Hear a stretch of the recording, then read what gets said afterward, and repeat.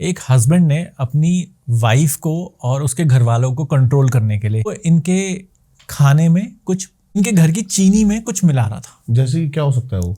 लोग क्या करते हैं, अमावस्या पे पताशे किसी भी चौराहे पे रख देते हैं, ठीक है, और लोग वो वेट करते हैं कि 3 लोग इसको क्रॉस कर जाए। उसके बाद उसको किसी भी बिल्ली के पास ले जाके बिल्ली से चटवा देते हैं थोड़ा सा, ठीक है, तो उससे उसमें शक्ति आ जाती है। तो आपके ऊपर मैंने बिल्ली से चटाया हुआ कर दिया और उसको पीस के आपके घर की चीनी में मिला दिया। अब आप घूमते रहोगे, क्योंकि मैंने डाला है तो आप मेरे लिए कुत्ते की तरह घूमते रहोगे। इसके घर वाले वही कर रहे थे। अब कोई एक और केस बता रहे थे। एक और केस, जैसे 1-1.5 साल पुराना ही है ये भी केस। एक हस्बैंड ने अपनी वाइफ को और उसके घर वालों को कंट्रोल करने के लिए, हस्बैंड ने वाइफ को उसके घर वालों को कंट्रोल करने के लिए कि वो मेरी आओ भगत करें, मेरे आगे कभी कुछ ना बोले, चाहे मैं इनकी बेटी के ऊपर कितना भी अत्याचार कर लूं, प्यार से डांट लूं, पुचकार लूं, मार लूं, पीट लूं, अपनी हर बात मनवा लूं। तो मतलब वो इतने खौफ में थे उसके घर वाले लड़की के कि ये फ़ोन करता था और सब हाँ जी जीजाजी करते हुए, मतलब ससुर से लेकर और सबसे छोटा घर का बच्चा, मतलब वहाँ पर 15 लोग थे और वो हाँ जी जीजाजी करते हुए भागते हुए आते थे। और वो सही काम बोल दे, गलत बोल दे, ये करना है, मतलब मानते थे। और इसकी कोई बात नहीं माने तो ये अगले दिन इनके घर में कोई ना कोई बीमार होना शुरू हो जाता था। और जैसे ही बीमार होता था ना, वो एक्सट्रीम बीमार होता था, मतलब सीधा आदमी आईसीयू में। जैसे आपने उनको मना कर दिया, आप लड़की के घर से हो, आपने मना कर दिया कि आज मेरे को यहाँ जाना है, मैं इस काम से जा रहा हूँ। एक तो आपका काम नहीं होगा, पहली चीज़ गारंटेड। दूसरा, 3 दिन 4 दिन 5 दिन में आपके साथ कुछ इतना बुरा हो जाएगा कि आप उसको कंट्रोल नहीं कर पाओगे। फिर आपको लगेगा जीजाजी को फ़ोन करूँ, जीजाजी मदद करेंगे। और जीजाजी फिर मदद करते थे इतनी प्रिटेंशियसली, हाँ मैं देखता हूँ, मैं हेल्प करवाता हूँ। मतलब वो सिचुएशन मैजिकली इतनी स्ट्रॉन्ग कर रखी थी उन्होंने कि आपको जीजाजी की ज़रूरत पड़ जाती थी। फिर जब ये लड़की की मदर और लड़की मेरे पास आए तो वो कहते हैं कि पता नहीं, हमें ना ऐसा लगता है कि ये कुछ कर रहा है और हम इनको कभी मना नहीं कर पा रहे हैं। अब वो चाहे गलत बोल रहे थे उनकी बेटी को करने के लिए या सही, मैंने कहा पहले आप हॉरोस्कोप लेके आओ। फिर वो बेचारी कहीं से ढूंढ ढांड के लेके आई, तो उन्होंने 1.5-2 महीने लगा दिए इसी प्रोसेस में। हॉरोस्कोप लेके आई, फिर उससे पता चला कि वो इनके खाने में कुछ हर बार मिलाता था। ओके। चीनी, इनके घर की चीनी में कुछ मिला रहा था। जैसे क्या हो सकता है वो? कोई बबूती टाइप होती है। जैसे लोग क्या करते हैं, अमावस्या पे पताशे, ठीक है, किसी भी चौराहे पे रख देते हैं, ठीक है, और लोग वो वेट करते हैं कि 3 लोग इसको क्रॉस कर जाए, पर टूटे ना। 3 लोग क्रॉस कर गए और जैसे ही वो 3 लोग क्रॉस कर गए, उसके बाद उसको किसी भी बिल्ली के पास ले जाके बिल्ली से चटवा देते हैं थोड़ा सा, ठीक है, तो उससे उसमें शक्ति आ जाती है, ठीक है। बिल्ली केतु का कारक होती है, ठीक है। जब केतु खराब होता है तो वो आपको भ्रमण करवाता है, कुत्ता बना देता है, ठीक है, कुत्ता बना दिया।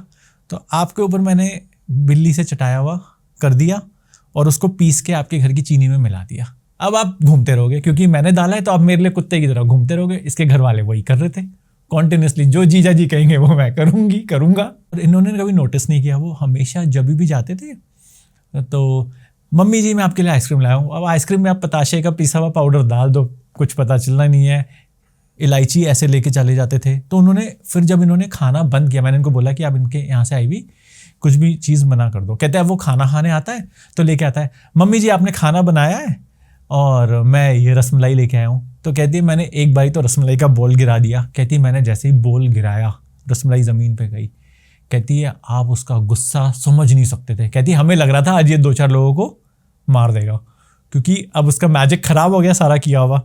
और जो भी विभूति वो मंत्र से किसी से करवाते होंगे, करवाते तो थे ही, अभी भी करवाते होंगे कि नहीं मुझे नहीं पता। पर अब इन्होंने क्या किया ना, इन्होंने खाना बंद कर दिया। तो इन्होंने कहते हैं कि हम अपने जवाई को कैसे मना करें कि आप मत आओ। मैंने कहा आप बोलो हम हमेशा बाहर खाना खाने चलेंगे। तो इन्होंने रेस्टोरेंट्स में खाना शुरू कर दिया। तो इन्होंने जब घर बुलाया तो इन्होंने बोला कि बेटा हमारे यहाँ ना पितृ दोष है, आप कुछ ना सफ़ेद मत लेके आना खाने को। ओके। तो कैंसिल। अब ये बोल दो तो वो कहे अरे यार, वो कहीं ना कहीं तो समझ गया होगा, वो समझ तो गया कट रहे हैं, वो समझ गया। हाँ। पर अब वो कैसे बोले ना कि अब पितृदोष के लिए भी बोल दिया। कहते हैं अब कैसे बोले, फिर उसने क्या चालाकी करी, उसने बोला कि मैं ना ठीक है मैं कुछ नहीं लेके आऊँगा, पर मुझे खाली आना अच्छा नहीं लगता, तो वो इत्र लेके आया। ठीक है। खुशबू में होता है जादू। खुशबू में आप किसी के नाम से खुशबू पढ़ के और उसको अपने पास 43 डेज रख लो खुशबू को। ओके। अपने बेड साइड या जिस पे आप चेयर पे बैठते हैं उसको यहाँ पर एक इत्र को रख लो अपने पास और कॉन्टिन्यूसली उसका नाम जपते रहो। मैनिफेस्टेशन जैसे बोलते हैं। पर आप सही चीज़ के लिए जपेंगे तो वो आपसे प्यार करेगा, गलत चीज़ के लिए जपेंगे तो वो आपसे एग्रेशन दिखाएगा। तो इन्होंने क्या किया, वहाँ पर गए और इनको बोला कि मम्मी जी मैं घर के लिए आप लोगों के लिए मैं गया था कहीं और वहाँ से मैं इत्र लेके आया हूँ, मेरा दोस्त गया था दुबई, ये औदय और ये है। कहता है स्प्रे कर दिया, मतलब ये कुछ बोले इतने में उन्होंने पस, पस, पस, अच्छी खुशबू है ना, अच्छी खुशबू है ना, और सब पे चले आ गया वो वापस। तो इतना कॉन्शियस लोग होके करते हैं जादू। फिर उन्होंने मुझे बोला, मैंने कहा कोई बात नहीं, अब आप क्या करो, इसको तोड़ने का कोई भी आपके ऊपर इत्र का जादू कर दे, सबसे आसान तरीका है आप गौमूत्र से स्नान कर लो। आप जैसे ही गौमूत्र से स्नान करोगे वैसे ही किसी का भी किया हुआ जादू इत्र वाला उतरने लग जाएगा।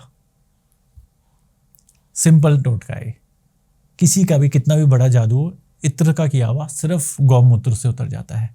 साथ में आप गोबर का उपला जलाना शुरू कर दो घर में, घर के अंदर 4-5 दिन जला लो। जितनी वो इत्र की खुशबू है, परफ्यूम की खुशबू है, वो खत्म हो जाए, सारा मैजिक उतर जाएगा ऑटोमेटिकली। इसमें किसी की कोई ज़रूरत नहीं है, कोई मंत्र नहीं पढ़ना है, कुछ नहीं है। गौमूत्र से नहा लो। और अगर आपको लगता है कि उसने आपको कुछ मीठी चीज़ ऐसे खिला दी है, जैसे कुछ लोग आपको गुलाब की या केवड़े वाली मिठाई खिला देते हैं कि इसमें बहुत खुशबू है, ये गुलाब की बर्फ़ी है, आजकल लोग खिलाते हैं आपको गुलाब की बर्फ़ी बहुत खिलाते हैं लोग, देखना। तो वो स्टोरी पे आते हैं दोबारा, फिर क्या हुआ, मतलब एंड क्या था उसका? उसका एंड इत्र छिड़क दिया, आपने इत्र का इलाज बता दिया। मैंने उनको बोला गौमूत्र से नहा लो। ठीक है। तो जैसे अब उनकी मम्मी और 2-4 लोग जो बड़े थे एज में और जो छोटे बच्चे थे नहा लिया। अब इनके घर में एक भैया और भाभी थे, वो कहते हैं भैया बदबू आ रही है, हम नहीं नहाएंगे, हम नहीं नहाएंगे। करना क्या है बेसिकली? गोमूत्र, कंप्लीट गोमूत्र से नहाना, कंप्लीट गोमूत्र से नहाना है जी। पानी में 1-2 ढक्कन डाल दो? नहीं, ढक्कन डालने से नहीं होगा। 1-2 लीटर गौमूत्र पूरा मग में भर के और पूरा डालना है, और उसके बाद साबुन से नहीं नहाना, सिर्फ जल से नहाना है। वो आप जब तक आप में से गंध नहीं आएगी, जो टेक्निकल लोग आज के टाइम में बोलते हैं कि गंध आ रही है, वो गंध नहीं होती, वो आपकी एनर्जी सर्कल होता है। तो उनके जो 2 मेंबर्स ने नहीं स्नान किया, आई थिंक सो हफ्ते 10 दिन में उनका एक्सीडेंट हो गया। और बहुत स्टूपिड एक्सीडेंट हुआ कि जिस रास्ते से वो रोज़ पिछले 15 साल से दुकान जा रहे हैं, हस्बैंड वाइफ उसी रास्ते से जा रहे थे, बिल्कुल चौराहा क्रॉस करा और एक्सीडेंट किससे हुआ आप सोचो? एक फूल वाले से एक्सीडेंट हुआ। और फूल वाला जो लेके जा रहा था, गुलाब लेके जा रहा था। ये दोनों हस्बैंड वाइफ स्कूटी पे थे, वो भी स्कूटी पे था, और जैसी टक्कर हुई, सिर्फ गुलाब के जो कांटे होते हैं, ठीक है, वो इस लड़की के पूरे फेस पे लग गए। एंड आप मानोगे नहीं, मतलब जब मैंने उनकी पिक्चर देखी तो at least she had like good 40 scars on the face. So doctor ने बोला कि आपको अभी 6 महीने लग जाएंगे सारे निशान जाने में। एंड वो रोजेस लगे और ऐसे छिल गया थोड़ा सा, मतलब बुरा हो गया। एक गुलाब से इतनी चोट लगना इम्पॉसिबल सा है, बट उनको फूल वाले नहीं मारा। सो इत्र ने वर्क कर दिया। फिर उन्होंने बोला कि भैया क्या करना है? मैंने कहा नहा लेना गौमूत्र से, और क्या करेंगे। मैंने कहा और आप ये सोच के मत लो कि इसमें से बदबू आएगी, ये सोचो कि गंध है और दवाई है, पी जाओ। हाँ पी जाओ।